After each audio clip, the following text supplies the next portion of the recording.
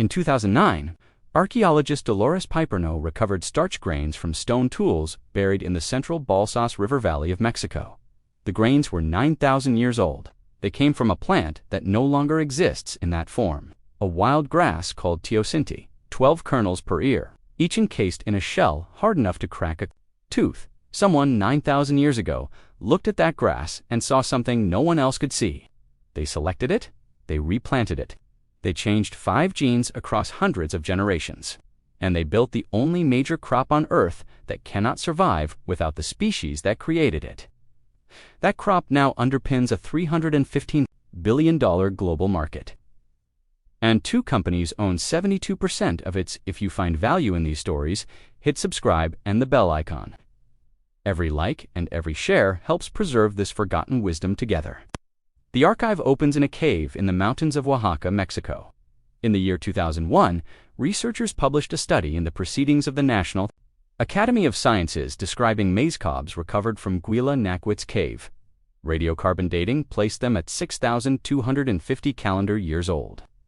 The cobs were less than 2 centimeters long, smaller than a human thumb. 8 rows of tiny kernels. That is the oldest physical corn ever found, and it looks nothing like what sits on a dinner plate today. But the genetic story begins even earlier. Piperno's starch grains from the Balsas Valley pushed the domestication timeline to 9,000 years before present, before the first Egyptian pyramid was conceived, before Stonehenge, before the written word existed anywhere on Earth. Someone in that river valley was already engineering a crop. The wild grass they started with was teosinte, Zea mays subspecies parviglumis. It still grows in Mexico today.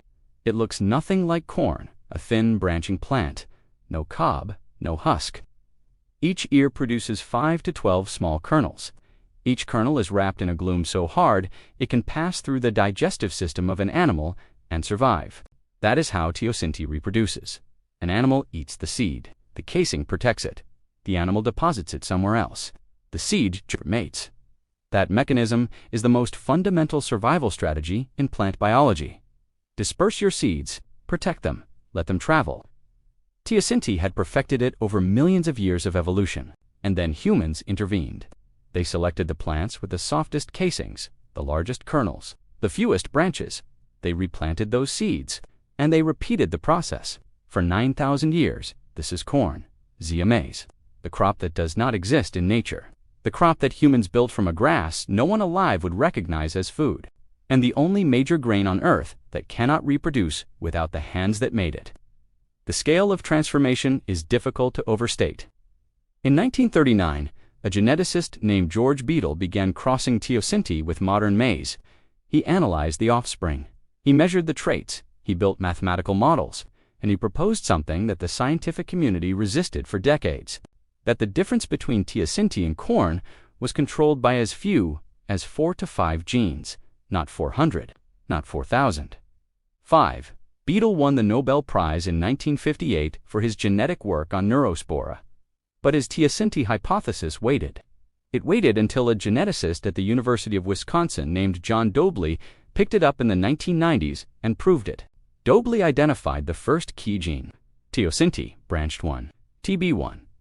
In teosinte, this gene produces a bushy plant with many thin branches, each ending in a small seed cluster. In corn, TB1 is dialed up. The result is a single thick stalk with 1 or 2 large ears, 1 gene. The difference between a bush and a tower. In 2011, Dobley's team discovered how TB1 was activated. A transposable element. A jumping gene called hopscotch had inserted itself into the regulatory region of TB1 roughly 10,000 years ago. That insertion acted as an enhancer. It boosted TB1 expression, and it locked the plant into a single-stalk architecture. The second gene, teosinte, glume architecture 1, TGA. 1 in teosinte, TGA1 builds the stone-hard casing around each kernel. In corn, a single nucleotide change, 1 letter in the genetic code, disrupted the protein. The casing dissolved. The kernel was exposed, soft, naked, edible, and completely unable to protect itself. That is the trade. Teosinte kernels survive digestion, travel through animals, and germinate miles from the parent plant. Corn kernels sit exposed on a cob, wrapped in a husk that cannot open, waiting for a hand that may never come. 5 genes turned 12 armored seeds into 800 naked ones. 5 genes turned a self-sufficient wild grass into the most dependent crop on Earth. Modern corn produces roughly 800 kernels per ear. It cannot shed them. The husk is sealed. If the ear falls to the ground, the kernels germinate in a dense cluster. They compete with each other for light, water, and nutrients. They all die, not some, all within one generation, without a human to strip the husk, separate the seeds, and replant them in rows. The crop ceases to exist. No other major grain on Earth has this vulnerability. Wheat self-shatters, rice drops its seed, barley disperses in wind, corn waits, and if no one comes, corn dies. For 9,000 years, the people who built this crop also controlled it. They saved seeds from the best ears. They replanted the following season. They bred for color, for size, for drought tolerance, for altitude. Indigenous communities across the Americas developed hundreds of distinct varieties adapted to specific soils, specific climates, specific cultural needs. The Haudenosaunee planted corn in a polyculture they called the Three Sisters. Corn, beans, and squash, grown together in the same mound. The corn stalk provided a structure for the beans to climb. The beans fixed nitrogen in the soil to feed the corn. The squash spread its broad leaves across the ground to suppress weeds and retain moisture. 3 crops, 0 fertilizer, 0 irrigation. A closed-loop system that sustained nations for thousands of years. That system was not primitive. It was engineering, biological engineering refined. Over millennia, by people who understood something modern agriculture has systematically forgotten. A crop is not a product, it is a relationship. Then the relationship was broken. In the 20th century, agricultural science discovered hybrid vigor when 2 genetically distinct inbred lines of corn are crossed. The offspring, called the F1 hybrid, produces dramatically higher yields than either parent. The discovery was genuine. The yields were real. But the F1 hybrid carried a structural consequence that would reshape global agriculture permanently. F1 hybrid seeds do not breed true. If a farmer saves seed from an F1 hybrid and replants it, the next generation fractures, yields collapse, traits scatter. The crop is unreliable. To get the same performance, the farmer must buy new seed every single year. For 9,000 years, farmers saved their own seed. One generation of hybrid science ended that practice for the majority of commercial growers. Seed became a subscription. The companies understood what they had. To firms, Bayer and Corteva now control 72% of all corn seed acres planted in the United States. Between them, they hold approximately 80% of all GMO seed patents. The corn seed market alone is worth $25 to $30 billion annually. And the farmer who grows corn, a crop invented by farmers 9,000 years ago, now signs a licensing agreement every spring for the right to plant it. A crop that cannot reproduce without humans is now sold by corporations that will not let humans reproduce it without permission. The global maize market is valued at $315 billion. The broader economic output of corn farming in the United States alone reached $123 billion in 2024. Corn appears in over 4,000 commercial products. Fuel ethanol consumes 40% of the entire U.S. corn harvest. Corn starch, corn syrup, corn oil, corn plastic, corn adhesive, corn textile dye, corn pharmaceutical coating. It is in the cereal, in the soda, in the fuel, in the cardboard, in the pill coating. A wild grass with 12 seeds became the single most commercialized organism in human history. And the people who invented it have been reduced to consumers of their own creation. The knowledge is not gone. It is growing in seed banks and indigenous gardens and backyard plots where people still save their own corn. Open-pollinated corn varieties are the antidote to the hybrid subscription model. Unlike F1 hybrids, open-pollinated and heirloom varieties breed true. The seed can be saved. The crop can be replanted. The genetics remain stable across generations. The same way corn was grown for 9,000 years before the seed industry existed, varieties still exist. Bloody Butcher, a deep red dent corn, documented since the 1800s. Oaxacan Green, a landrace from the same Mexican highlands where corn was born. Hopi Blue, grown by the Hopi people in the arid Southwest for centuries without irrigation. Glass Gem, an ornamental flint corn, with kernels that look like stained glass, carrying genetics from Cherokee, Osage, and Pawnee lineages. These are not museum pieces, they are functional crops. To grow open-pollinated corn, select a variety adapted to your climate and day length. Plant in blocks, not rows. Corn is wind-pollinated. A block of at least 4 rows ensures adequate pollination. Plant seeds 1 inch deep, 8 to 12 inches apart, in soil that is warmed to at least 60 degrees Fahrenheit. Full sun, consistent moisture during tasseling and silking, the critical pollination window. Corn is a heavy nitrogen feeder. The Three Sisters method solves this without synthetic input. Plant beans at the base of each corn stalk 2 weeks after the corn emerges. Plant squash between the mounds. The beans fix atmospheric nitrogen. The squash suppresses weeds. The corn provides structure. No fertilizer, no herbicide, no tractor. A 9,000-year-old system that modern agriculture replaced with a $67 billion fertilizer industry. To save seed, allow ears to dry fully on the stalk.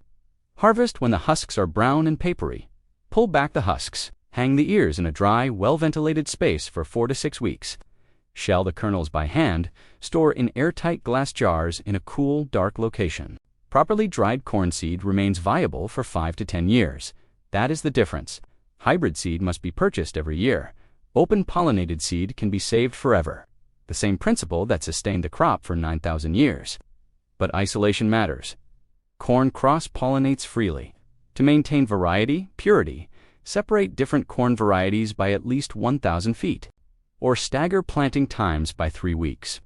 One careless season of cross-pollination can corrupt a seed line that took generations to stabilize.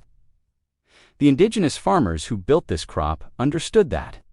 They maintained distinct varieties across valleys, across altitudes, across nations, not because they had a genetic laboratory, because they had discipline and time.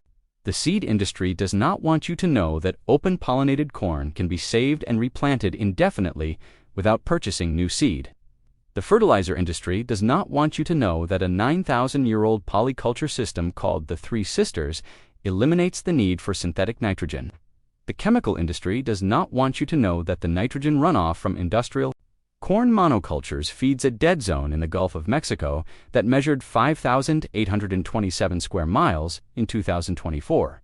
Soil degradation from corn, monoculture costs American farmers $500 million every year. That figure comes from the University of Colorado, published in 2021. The fertilizer that replaces what monoculture strips generates its own cost. Nitrogen runoff flows down the Mississippi River and feeds algal blooms that consume oxygen and kill marine life across an area larger than the state of Connecticut. Meanwhile, 93% of seed varieties that existed in 1900 are now extinct. The Rural Advancement Foundation documented it. The National Geographic published it. In 80 years, humanity lost 93% of its agricultural genetic diversity. Corn was not spared. Hundreds of indigenous varieties developed over millennia have disappeared, replaced by a handful of proprietary hybrids controlled by 2 companies that together own more genetic patents than any institution in human history. In sub-Saharan Africa, maize provides roughly 1/3 of all consumed calories. A crop that was invented in Mexico 9,000 years ago now sustains over 1 billion people on another continent.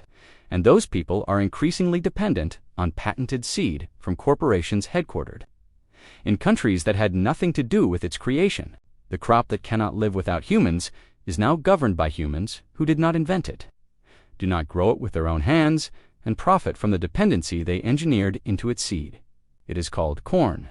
It has been feeding civilizations for 9,000 years. And the heirloom seed, to grow it yourself without a license, without a contract, without a corporation, is still available. For now, 9,000 years ago, someone knelt in the dirt of a river valley and chose to replant a grass that no one else thought was worth saving. They did not have a word for genetics. They did not know what a gene was. They simply noticed that some seeds were larger than others, that some casings were softer, that some plants grew taller, and they chose. That choice, repeated across 450 human generations, produced the most transformative act of biological engineering in the history of life on Earth. Not in a laboratory, in a field, not by a corporation, by a community, not for profit, for survival. The crop they built cannot live without us. That was never a flaw, it was a covenant. They gave up the plant's independence in exchange for a promise that humans would always show up, that humans would always strip the husk, that humans would always save the seed. The question is whether we still will. If this vault opens something for you, subscribe and hit the bell. Every like and every share helps preserve this wisdom. The next vault opens soon.